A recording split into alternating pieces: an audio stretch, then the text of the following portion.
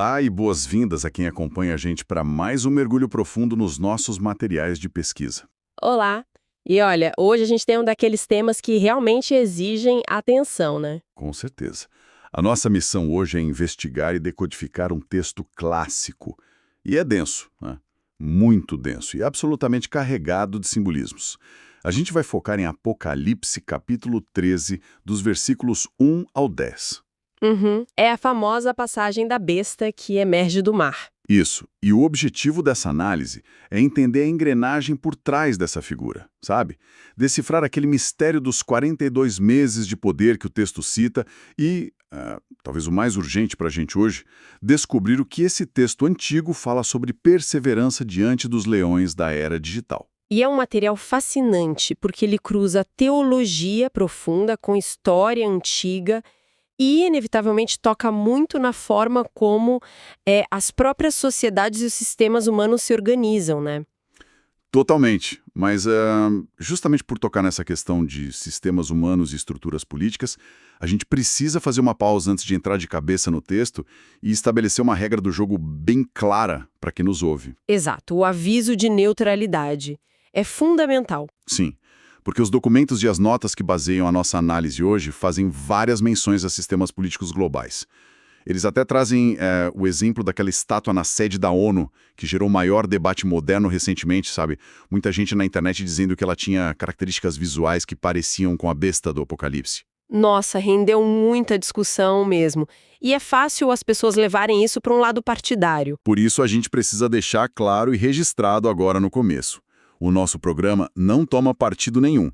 A gente não adota visões políticas de direita, nem de esquerda, nem de centro, e também não endossamos as posições do texto. Perfeito. O nosso trabalho aqui, como sempre, é estritamente relatar o que está nas fontes, de forma totalmente imparcial. A gente só vai destrinchar as ideias e os debates contidos no material original. Exatamente isso. É decifrar o texto e pronto. E, para começar a decifrar, a gente precisa ajustar a nossa expectativa. Porque quando a gente fala em monstros do Apocalipse, a cultura pop já vem com tudo, né? Ah, sim. A pessoa já imagina um filme de catástrofe, tipo um lagarto gigante com escamas, saindo do oceano e esmagando prédios, destruindo a cidade enquanto o pessoal corre gritando na rua. O clássico monstro de Hollywood. Mas as nossas notas sugerem uma leitura completamente diferente. E isso é o que eu acho mais instigante no texto. E se esse monstro descrito ali não for uma criatura física de filme de terror? E se for, na verdade, um reflexo estrutural da própria humanidade? Uma espécie de máquina que nós mesmos criamos. Isso. Uma máquina que imita o divino e que opera de forma silenciosa, sabe, nos bastidores de tudo que a nossa sociedade faz. Mudar essa lente altera absolutamente tudo. O texto deixa de ser uma ficção científica distante e vira um espelho, né? Um espelho da nossa civilização. E a primeira grande engrenagem que o material aponta aparece logo no versículo 1, com a origem da besta. Ela emerge do mar. Uhum. E na literatura apocalíptica, o mar tem um peso metafórico gigante. A gente não está falando de água salgada. Não tem coral nem tubarão nessa história. Deixa eu ver se eu peguei a visão correta dos documentos, então. A ideia de emergir do oceano não é para ser lida com um mapa na mão. Tipo, não é o mar Mediterrâneo ou o Oceano Pacífico. Não, de jeito nenhum. O mar representa a própria humanidade.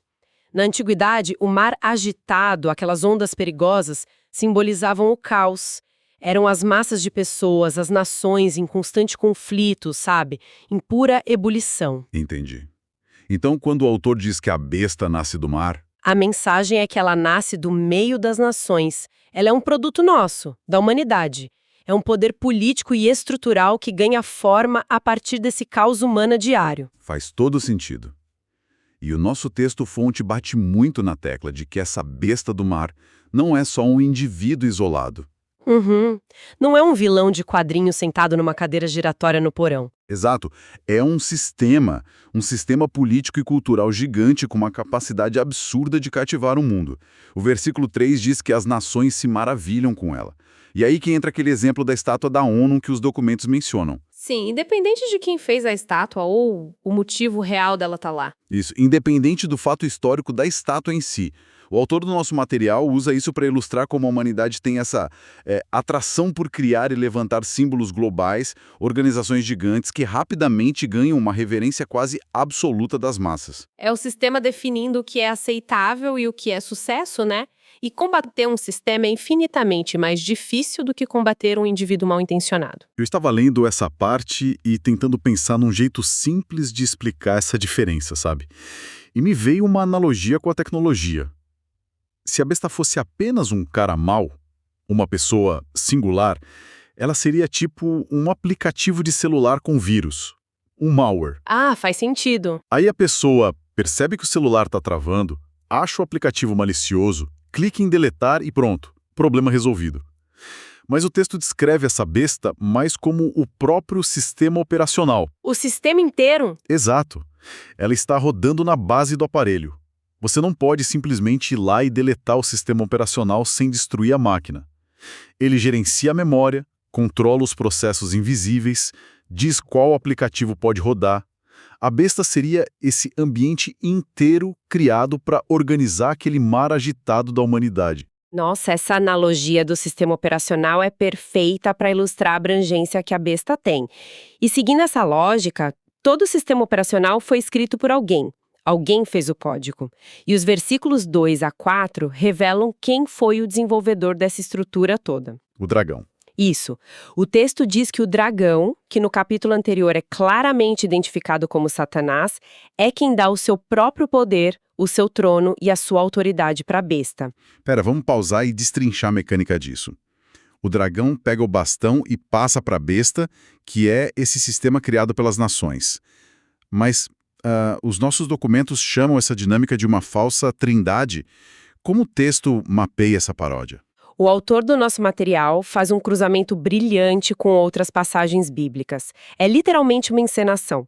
O dragão atua ali no papel de Deus Pai, que é aquele que concede a autoridade do trono, e a besta do mar, a besta sendo a representante física e visível desse poder na terra, atua como uma falsificação direta de Deus Filho. Assim como o Filho recebe tudo do Pai e atrai a adoração das pessoas, a besta recebe tudo do dragão e faz o mundo inteiro se maravilhar. É uma cópia estrutural perfeita. Eu fiquei muito intrigado lendo sobre isso. A natureza do mal descrita aí parece mostrar uma ausência total de criatividade. O mal não tem a capacidade de criar nada do zero.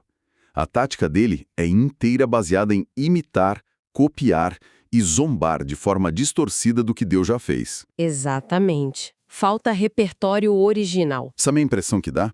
É que o mal não consegue compor uma música nova. Então ele pega a partitura linda da criação divina, inverte umas notas, toca tudo fora do tom e aumenta o volume no máximo só para confundir quem está escutando. Ele cria esse Deus Filho falsificado em forma de um sistema mundial. E a audácia desse sistema chega num ponto assustador ali nos versículos 5 a 8. O texto conta que a besta recebe uma boca para falar barbaridades e blasfêmias. E o nosso material frisa que blasfêmia não é simplesmente bater o dedinho no móvel e soltar um palavrão, sabe? Ah, não. É algo muito mais profundo. Muito. A blasfêmia aqui é uma negação estrutural, consciente e arrogante de tudo que o divino representa. Mas tem uma palavra no versículo 5 que os estudiosos destacam e que muda o jogo inteiro. O texto diz que foi permitido à besta fazer isso. Nossa, e essa palavra permitido altera toda a balança de poder. Porque se foi concedida uma permissão, significa que a besta não conquistou essa autoridade porque ela é invencível. Exato, é temporário. Tem uma coleira nesse monstro. Sim, ela só opera porque deixaram. E o limite mais explícito dessa permissão é o tempo, certo? Foi dada a ela a autoridade para agir por 42 meses. E aí a gente chega no maior campo minado do texto, o mistério do tempo. 42 meses. Para quem está ouvindo a gente agora, a primeira coisa que vem à cabeça é fazer a conta básica. 42 meses são exatamente 3 anos e meio. Que em outras passagens aparecem como 1.260 dias. Isso. Aí a dúvida que surge é óbvia. Tá, mas a gente começa a contar esses dias a partir de quando? Pega o calendário e marca que dia. E é justamente aqui que os documentos trazem as 3 principais lentes teológicas de interpretação. A forma como a pessoa lê esse relógio muda completamente o sentido do texto. Muda a forma de ver o mundo, na verdade. A primeira lente que o material explora é o pré-milenismo. É uma visão bem literal e futurista, muito comum entre um grupo teológico chamado de dispensacionalistas. Essa palavra dispensacionalistas aparece bastante nas notas. Como é a mecânica da cabeça deles em relação ao tempo? Basicamente, eles dividem a história humana em dispensações, que são eras diferentes. Na visão deles, o relógio profético de Deus para o mundo parou de bater. Ele foi pausado. A gente estaria vivendo hoje em uma espécie de parêntese histórico, que é a era da igreja. E quando esse parêntese fechar, o relógio volta a correr. Precisamente. Para essa galera do pré-milenismo, esses 42 meses são meses literais no futuro. Eles vão acontecer na segunda metade de um período chamado de a Grande Tribulação. Ah, aquele período do anticristo. Isso. São 3 anos e meio literais, onde o anticristo, encarnando esse sistema da besta, vai perseguir o mundo todo. E a contagem regressiva só termina com a volta física de Jesus para intervir na Terra. É uma visão completamente focada num cronograma futuro de crise. Uma contagem regressiva para o caos que ainda vai disparar. Entendi. Mas aí o material apresenta uma segunda lente, que engata uma marcha ré na linha do tempo. O pós-milenismo.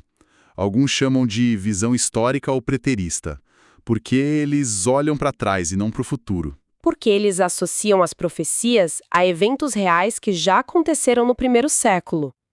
Para essa lente, os 42 meses estão diretamente ligados ao cerco de Jerusalém e à destruição do templo pelos romanos. Que foi ali entre os anos 66 e 70 d.C., né? Exato. E o detalhe impressionante é que do começo do cerco até a queda de Jerusalém, foram cerca de 3 anos e meio de conflito intenso. 42 meses exatos na história romana. Sim, a correspondência temporal histórica é fortíssima. Para eles, esse número reflete o pico da opressão de imperadores como Nero contra os cristãos primitivos.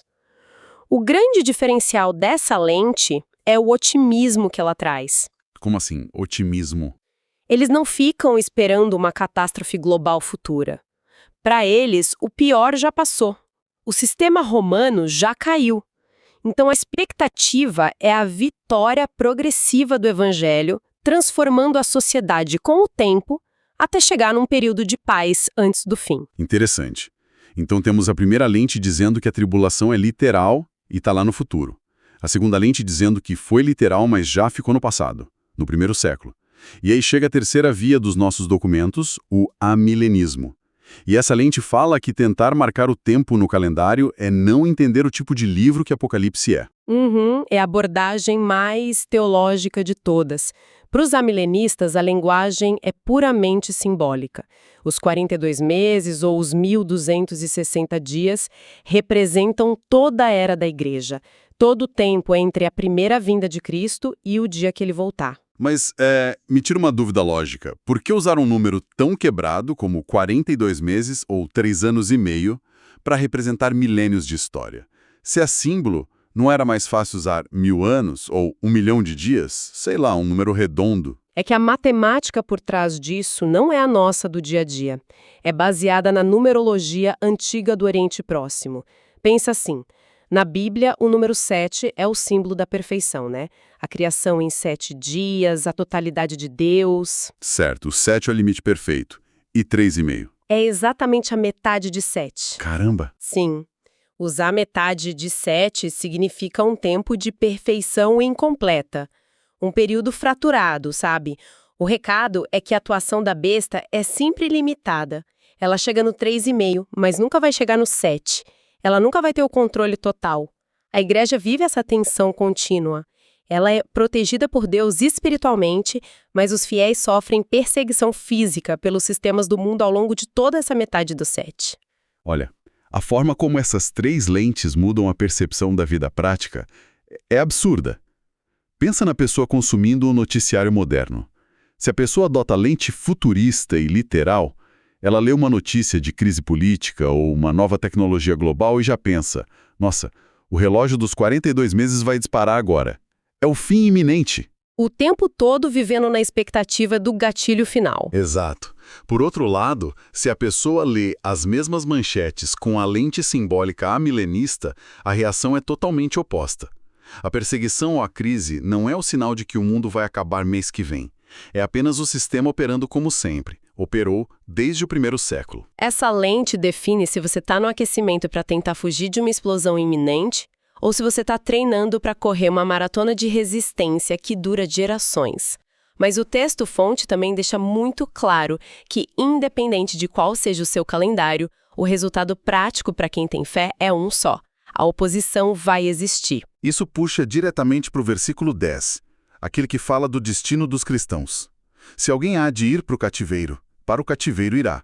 Soa como um destino sombrio e irrevogável. Soa pesado mesmo, mas o que o texto reforça é que o sistema parece injusto e impiedoso. Mas quem permitiu a operação dele? Deus.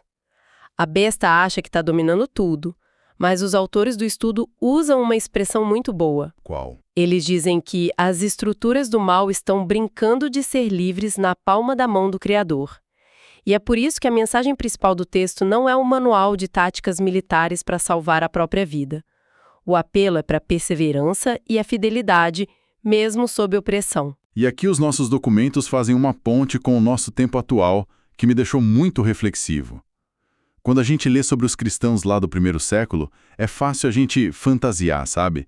Imaginar aquele pessoal destemido nas catacumbas, enfrentando imperadores romanos, encarando leões de verdade na arena de areia sem piscar.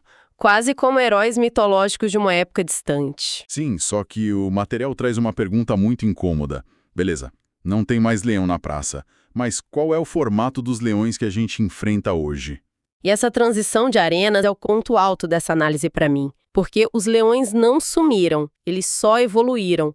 As dinâmicas de poder de hoje devoram reputações, carreiras e a saúde mental das pessoas diariamente, só que agora através de telas. É isso. Os leões só trocaram de arena. O Coliseu Romano não virou apenas ruína para turista tirar foto. Ele foi digitalizado, compactado e colocado no bolso de bilhões de pessoas através dos smartphones, né?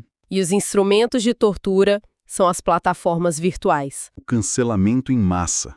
O algoritmo que lucra horrores entregando ódio direcionado. O sistema joga a pessoa ali na arena virtual e uma multidão absurda de usuários assiste ela ser devorada viva nos comentários. Muitas vezes só porque a pessoa se recusou a se ajoelhar e aceitar uma ideologia ou uma ideia imposta pelo sistema da época. A pressão para se curvar esse sistema operacional é gigante. É aquela exigência social de seguir o coro, de curtir e aplaudir o que é aceito, e o medo de ser a próxima pessoa jogada para os leões digitais gera uma conformidade forçada. E o alerta duro do versículo 7 é que resistir tem um preço altíssimo. Porque o texto diz com todas as letras que a besta recebeu permissão para guerrear contra os santos e vencê-los. É o clímax da narrativa, né? O momento da aparente derrota total. O sistema ganha, a difamação funciona, as mentiras prevalecem, quem tenta resistir é esmagado, e o mundo bate palma. Parece o fim da linha. Aos olhos da sociedade, é uma derrota esmagadora. Mas o autor do material dá um checkmate genial aqui. Ele pergunta: essa história de vitória aparente do mal soa familiar? E aí ele volta para o centro da teologia cristã, a cruz. A crucificação de Jesus. Exatamente. Quando Jesus morreu, o sistema político de Roma e a elite religiosa comemoraram. Eles acharam que o problema estava resolvido. O dragão achou que tinha vencido. O profeta foi humilhado e silenciado em praça pública. O pior cenário que alguém podia imaginar, e aos olhos de todos. Mas aí está a chave do livro do Apocalipse. O que parecia a vitória final do sistema foi, na verdade, a engrenagem principal para sua ruína cósmica. A morte não segurou Jesus. A ressurreição mudou tudo. E essa dinâmica que o texto relata não é algo isolado, é um padrão.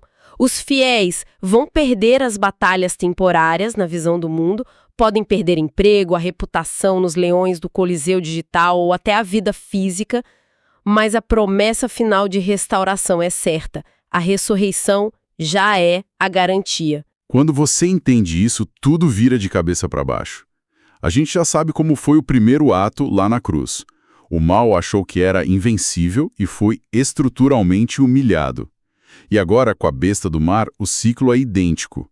O sistema acha que está ganhando, que domina a tecnologia e a política, vivendo os seus 42 meses de glória ilusória. E no momento de força máxima, onde eles impõem o silêncio, isso vira o gatilho da sua maior derrota. Nossa, isso é poderoso! A gente começou a análise de hoje falando de monstros com escamas saindo do mar, igual o cinema.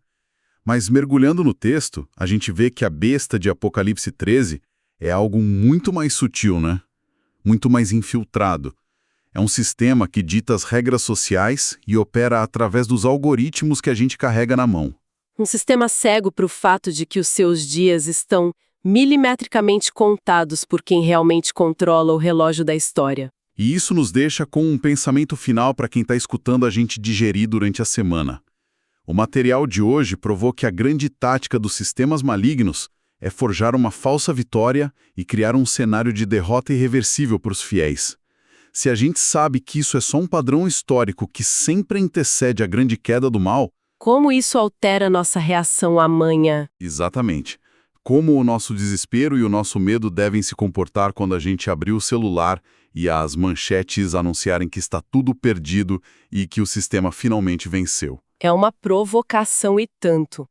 Porque o veredito final nunca fica nas mãos de quem parece dominar o agora. Uma reflexão muito necessária para a gente ter em mente antes de deslizar a tela mais uma vez para entrar no nosso coliseu digital de cada dia. Muito obrigado a todo mundo que acompanhou a nossa análise profunda de hoje. A gente se vê no próximo mergulho.